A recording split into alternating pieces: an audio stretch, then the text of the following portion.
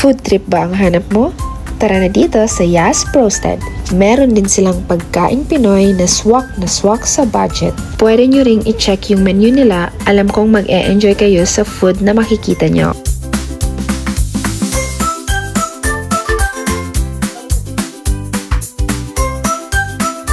Kaya ano pang hinihintay nyo? Dalhin nyo na ang inyong tropa, jowa, asawa, hindi lang pang pamilya, pang sports pa. Tsak na mabubusog ka dito.